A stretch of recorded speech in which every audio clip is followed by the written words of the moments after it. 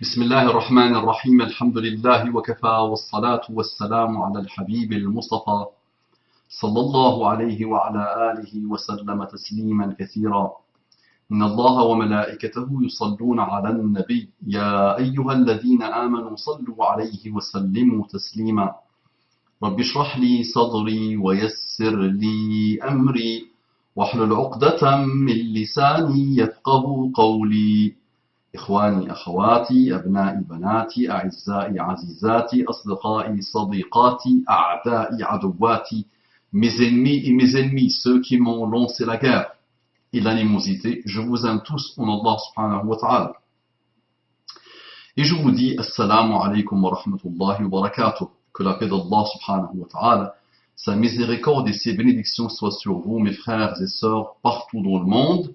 Qu'Allah vous accorde la guidée et ses délices.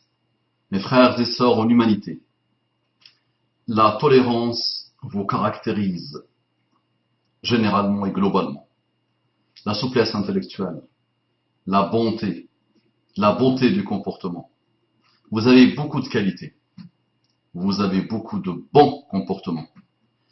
Il manque un peu de sincérité, un peu de recherche sincère, et vous allez retrouver Allah subhanahu wa ta'ala.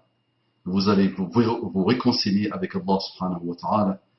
Vous allez vous réconcilier avec sa parole et vous allez vous reconvertir à l'islam. Vous allez retrouver l'islam qu'Allah vous accorde, la guidée et ses délices. Un frère m'envoie ce message. Il m'en a parlé il y a une semaine. Il m'a envoyé un message. Salam alaikum. Je travaille dans une usine et ça nous arrive de préparer à manger. Entre parenthèses, exemple, tagine. Entre collègues de travail constitués principalement de musulmans, afin de partager un repas convivial entre nous, les fins de semaine. Nous, entre parenthèses, musulmans, mangeons donc ensemble dans une même assiette. Cependant, il est triste de constater que des musulmans parmi nous s'oppose catégoriquement à inviter le peu de nos amis et collègues non musulmans à partager le repas avec nous, sous prétexte que ce serait interdit, ce serait à l'imparfait, ce serait interdit en islam. De ce fait, cela a créé une fracture au nom de l'islam dans l'atelier entre musulmans et non musulmans. Qu'en pensez-vous? Je vous remercie d'avance et qu'Allah vous récompense cordialement. Donc je répète, oui les musulmans, oui les non-musulmans, vous avez bien entendu. Oui, ça circule ce type de malheur. Moi-même, quand j'ai découvert ça, je n'ai pas cru mes oreilles. Donc on doit encore relire. Salam alaikum, je travaille dans une usine et ça nous arrive de préparer à manger. Exemple, tagine. Entre collègues de travail constitués principalement de musulmans afin de partager un repas convivial entre nous, les fins de semaine. Nous, musulmans, mangeons donc ensemble dans une même assiette. Cependant, il est triste de constater que des musulmans parmi nous s'opposent catégoriquement d'inviter l'ami, le peu de nos amis et collègues non musulmans à partager le repas avec nous, entre parenthèses musulmans, sous prétexte que ce serait interdit en islam. De ce fait, cela a créé une fracture au nom de l'islam dans l'atelier entre musulmans et non musulmans. Qu'en pensez-vous? Je vous remercie d'avance et qu'Allah vous récompense. Moi, je pense que je suis quelqu'un qui observe ces gens-là. Je suis bouddhiste. Je suis athée. Je suis témoin de Jéhovah. Je suis hindouiste. Je suis adorateur du feu. Je suis adorateur des insectes. Je suis adorateur de vaches. Je suis adorateur de rien. J'adore le néon. Et je côtoie ce type de musulmans. Je détesterai l'islam à l'infini et les musulmans avec. N'importe quelle personne normale qui vit ça au quotidien ou qui observe ça Et donc, comment ils ne veulent pas manger avec moi. Ils n'acceptent pas de manger avec moi. Mais qu'est-ce que je suis? Pourquoi? Je pue, je suis une puanteur, je suis atteint d'une maladie gravissime, contagieuse. Pourquoi? Donc on ne peut que détester l'islam à cause de ce type de comportement. On est mauvais. Vous savez, les non-musulmans, le problème des musulmans, c'est quoi? C'est qu'il faut les appeler tout sauf musulmans. Appelez ça des gens de culture, non, des gens de déculture, c'est même pas une culture, de déculture folklorico-arabo-africaine. Appelez ça culture maghrébine. Appelez ça ce que vous voulez. Le malheur, c'est qu'aujourd'hui, n'importe qui s'appelle musulman, alors que quand tu vois son comportement, il n'a rien à voir avec le strict minimum des valeurs de l'islam. Mais il y a des origines sûrement à ce type de malheur. Donc il faut leur faire entendre quelqu'un. Comme ça, ils vont dire, ah oui, c'est bon, là c'est l'ilm, c'est la science. Ah ouais, maintenant, ah ouais, je ne veux pas ouvrir ma bouche. Moi, j'aurais pu faire mon rappel, dire la hawla wa la quwwata illa billah. Mais vous êtes les pires ennemis de l'islam. Vous les musulmans. Des musulmans comme ça, wallahi, tu leur envoies la vidéo, attention. Et tu me les réunis, d'accord, et c'est moi qui leur fais un tajim, d'accord. Et wallahi, alladhi la ilaha ghayruhu, je leur clouerai le bec, ils ne l'ouvriront jamais. Tu leur envoies ça. Wallahi, je leur clouerai le bec, ils auront honte de l'ouvrir. D'accord? Mais c'est la hawla wa la quwwata illa billah. Donc j'aurais pu te faire ce rappel-là et te dire au revoir. Mais bismillah, il faut leur dire Vnobaz. Le Faymin, Vnobaz, Albani, avant Ibn Taymiyyah et l'imam Ahmad ibn Hanbal. On leur met les 5, c'est bon. Ah, c'est bon. Donc bismillah. Avec attention, avec tout l'amour, attention, j'ai beaucoup d'amour. Mais il y a des gens, subhanallah, si tu ne leur mets pas un nom, tout ce que tu leur racontes ne vaut rien. On va leur mettre un nom. Bismillah. حكم الأكل مع الكفار حكم الأكل مع الكفار le jugement relatif à le fait de manger avec les mécréants. Donc là, il y a des non-musulmans qui disent, ah bon, ce type de question se pose encore? Ah oui, on pose ce type de question. Supportez les musulmans, mes amis non-musulmans. Supportez-les parce que ce sont des gens ignorants qui n'ont rien à voir avec l'islam. Donc il faut les supporter. On va devoir les supporter. Pour sauver le monde, vous savez ce qu'il faut faire? Juste apprendre aux musulmans l'islam. Le monde s'arrête de s'embraser. Juste, il faut dire, cette race, parce qu'il moi, il ne faut même pas appeler ça musulman. C'est une culture folklorique, maghrébine, il faut appeler ça, ou arabe, ou africaine, ou asiatique, ou ce que tu veux. Mais mettre le mot islam dedans, aïe aïe aïe. Donc, bismillah, donc vous allez nous excuser, nos amis non musulmans. Excusez-nous. Oui, mais pourquoi tu réponds à ça? Je ne peux pas ne pas répondre. Si ça circule, si ça crée des frustrations, des haines, si ça fait éloigner les gens de l'islam, en plus au nom de l'islam, c'est ça qui est extraordinaire. Au nom de l'islam, on fait détester l'islam par les non-musulmans. C'est extraordinaire. Les musulmans ont un minimum d'intelligence. Ces gens-là, c'est de la connerie qui marche. C'est la connerie à deux pattes. C'est le manque total de cerveau en marche. C'est la bêtise humaine ambulante. C'est extraordinaire. Wallahi, c'est extraordinaire. Moi, ça me dépasse.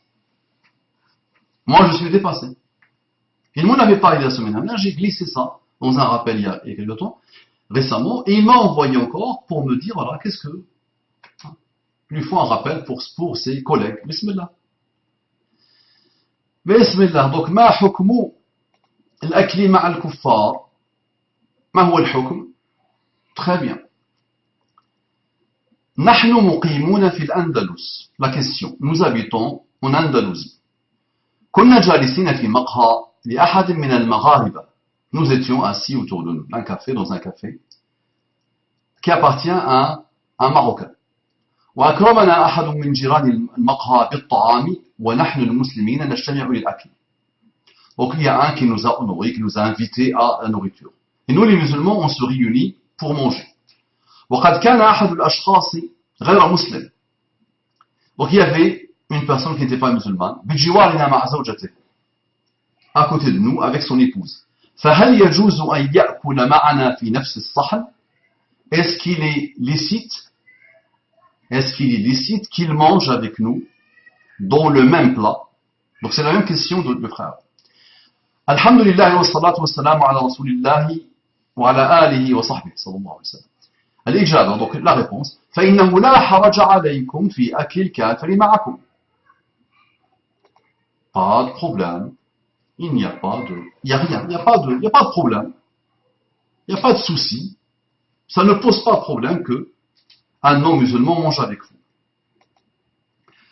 ويدل لذلك أن النبي صلى الله عليه وسلم كان يأتي بيوت الكفار ويأكل عندهم. Et ce qui montre ça, l'argument pour ça, le dalil pour ça, l'argument, la preuve, c'est que le prophète sallallahu alayhi wa sallam visitait les maisons des mécréants et il mangeait chez eux.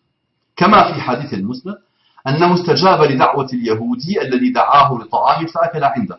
Une fois, il a accepté l'invitation d'un juif, donc un non-musulman, et il a mangé chez lui. والغالب على الظن أنهم يأكلون معه ولم يرد عنه تحرج من ذلك. Et ce qu'on peut dire, c'est que ces gens-là mangeaient avec lui. Donc ils n'avaient pas d'assiette, chacun son assiette. Donc, ce qu'on peut comprendre, ce qu'on peut dire, c'est qu'ils mangeaient avec lui pour dire dans le même plat. Et donc lui, ça ne lui a posé aucun problème. Il n'y a pas de problème dans ça. Je sais que vous êtes étonnés, les non-musulmans, que la question se pose. Wallahi, je sais. Et je vous comprends. Et moi-même, je suis dépassé. Mais, que voulez-vous? Nous sommes dans un monde où il n'y a plus... Tout est ouvert. Donc, ils consacraient ce type de malheur dans une entreprise. Après, c'est normal que les gens détestent l'islam. Et ils disent, ah, les médias sont méchants. Ah non, non, non, ce sont les musulmans qui sont méchants. Ces pseudo-musulmans, ces choses-là qui s'appellent musulmans. D'accord? Qu'Allah les guide et qu'Allah nous guide. La honte totale. وقد سئل الشيخ ابن باز عليه رحمة الله. Attention, j'aime Cheikh Ibn Baz. J'ai pris sa défense, attention. C'est un grand savant. Mais je sais qu'il y a quelques-uns, si tu ne leur dis pas Ibn Baz a dit, dis-leur Allah a dit, le Coran a dit. Non, non, non. Il faut d'abord, il faut cacheter la chose, il faut mettre un tampon Ibn Baz. Bismillah. Ibn Baz a dit. Souila Ibn Baz, on a questionné Ibn Baz autour du fait de manger avec les kuffars, avec les mécréants. فقال ليس الأكل مع الكافر حراما إذا دعت الحاجة إلى ذلك. Le fait de manger avec le mécréant n'est pas haram, n'est pas illicite, n'est pas haram, si الحاجة دعت إلى ذلك. Ça veut dire si le besoin, littéralement, nous invite à ça. Si, à un moment donné, la chose se pose ou se propose. أو المصلحة الشرعية, ou s'il y a un intérêt, sharia éthique, de la sharia, jurisprudentielle, de la sharia, s'il y a un intérêt islamique dedans. لكن لا نتخذهم أصحابا فنأكل معهم من غير سبب شرعي. Donc il dit, on ne les prend pas comme amis, d'accord, littéralement il dit comme ça, et on mange avec eux pour un sabab qui n'est pas shara'i, quelque chose. Personnellement, je ne suis pas d'accord avec ce type de partie. Mais il va se reprendre. Mais il nous dit, c'est pas haram. Le plus important, c'est pas haram. Mais on comprend ce qu'il dit quand il dit ashaban, parce que le musulman aujourd'hui est influençable. Il va s'asseoir avec un athée tous les jours, et il n'est pas immunisé. L'autre va lui raconter des histoires, et on le perd. Ce qu'il faut se dire, c'est que ce n'est pas haram. On n'a pas de texte sacré, Coran, Sunna, qui nous interdit de manger avec le non-musulman. Mais imaginez s'il y avait un texte qui l'interdisait.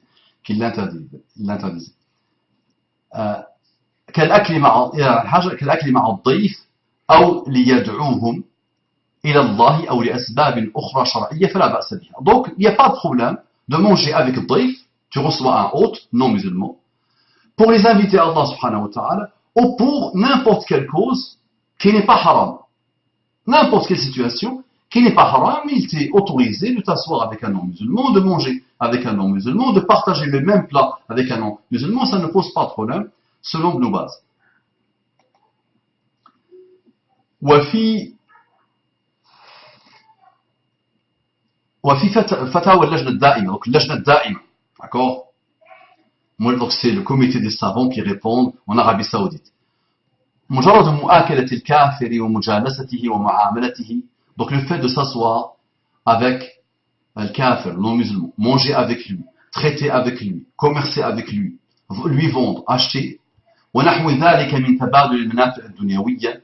Et tout ce type de choses, finalement de comportement, de traitement qu'on a avec eux, dans le bas monde, التي لا تعود على المسلمين بمضرة, qui n'attire pas des choses nuisibles aux musulmans, dans leur religion, ou dans leur dunya, dans leur bas monde, dans leur vie, لا تخرج من الملة الإسلامية. لا تخرج من الملة الإسلامية. D'accord? لا تخرجوا. D'accord? Donc ça ne pose pas de problème en islam.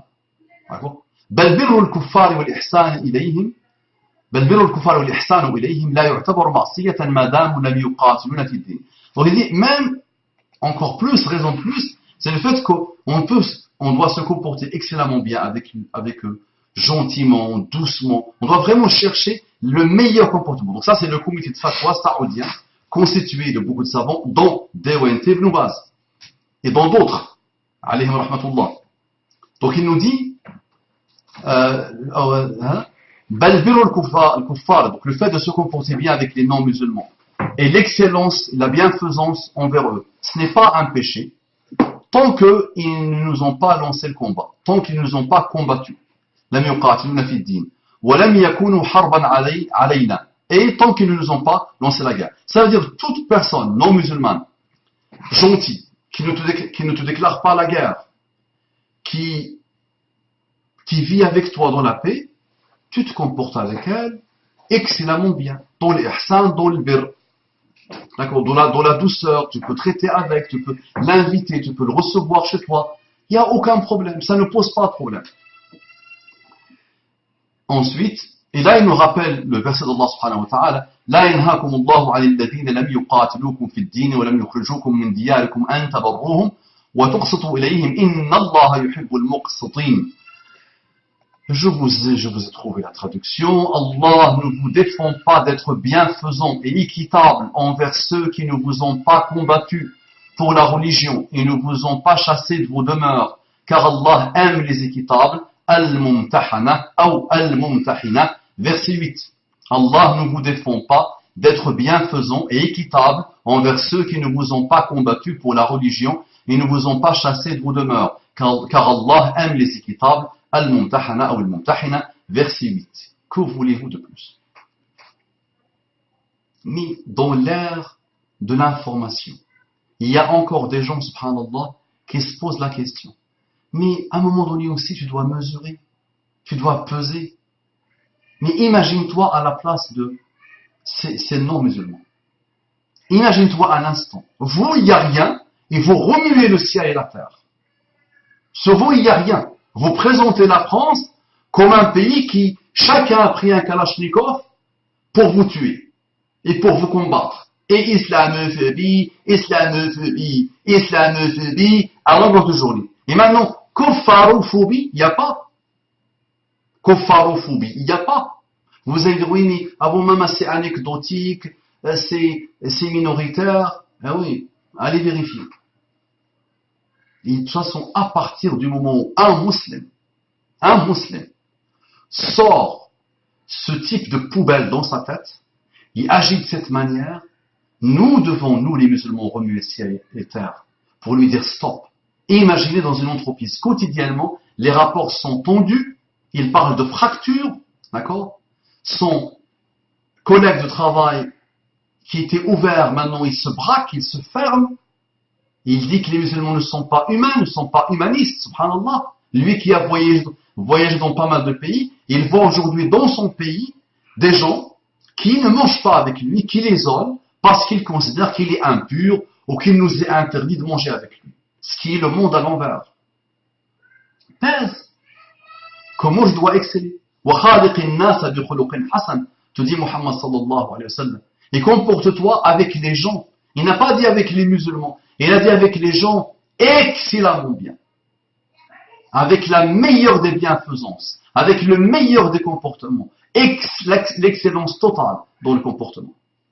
Et c'est comme ça que les Sahaba ont embrassé l'islam. C'est quand ils ont vu le comportement de Muhammad sallallahu alayhi wa sallam. Ces pires ennemis qui l'ont combattu 5 ans, 10 ans, 15 ans, 20 ans, se sont reconvertis à l'islam quand ils ont vu la puissance et la beauté de son comportement. Et nous sommes aujourd'hui détestables, répugnants, mauvais de chez mauvais. D'accord? On voit le mal à l'infini chez l'autre. À l'atome, on voit un mal infini. Nos blogueurs n'arrêtent pas. Ah, soyez honnêtes et commencez à parler de ce type de malheur. Oui, mais Abu Umama, il fallait pas dire ça, mais arrête. Abu Umama essaye d'inviter les musulmans à l'islam. Parce que, pas pour moi, j'allais dire pour moi. Après ce que j'observe, après les ravages que nous faisons, c'est surtout notre divorce avec l'islam qui fait ce qu'on voit aujourd'hui. L'autre, globalement, il est équitable. Mais nous, on a donné le bâton à toutes les pulsions mauvaises en lui pour sortir, pour nous battre. Parce qu'on est mauvais. Sans vouloir généraliser, attention. Alhamdoulilah, il y a des musulmans qui ont compris ce que c'est que l'islam. Mais il y a des parasites qui, tu peux construire 200 milliards d'années, il y a un qui peut tout déconstruire en quelques secondes. Plusieurs peuvent construire, des millions peuvent construire, et un peut tout détruire. Revenez à l'islam, mes amis musulmans. Sinon, les musulmans, les non-musulmans, cherchez. Pour qu'un jour, Inch'Allah, vous, en tant que reconvertis, vous allez finir par former ces musulmans qui ont hérité l'islam comme une djellaba. Les reconvertis tout au long de l'histoire musulmane nous ont apporté beaucoup. D'accord? Et peut-être, nous avons besoin des reconvertis à l'islam pour nous éduquer, pour nous élever dans l'islam. D'accord? Donc les futurs musulmans, mes frères non musulmans, vous allez embrasser l'islam, Inch'Allah. La probabilité pour que vous rencontriez l'islam est énorme. Donc préparez-vous, formez-vous, éloignez-vous des sectes, éloignez-vous des ignorants à l'avenir, quand vous allez devenir musulman, pour former et pour éduquer et pour élever ceux qui ont hérité l'islam comme une djellaba dans l'islam. D'accord? Je compte sur vous, qu'Allah vous guide d'abord et qu'Allah vous bénisse après votre guidée.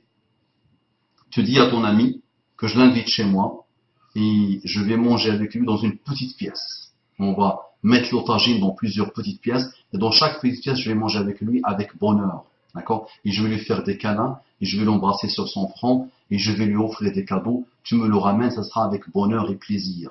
Depuis que je me rappelle de la vie, on recevait des familles non musulmanes et ça n'a jamais posé problème à personne et on les recevait et on mangeait avec et alhamdulillah, ils nous respectaient beaucoup et on les respectait beaucoup et la vie avance. D'accord? Et on doit avancer. Et nous devons avoir un minimum de valeurs humaines.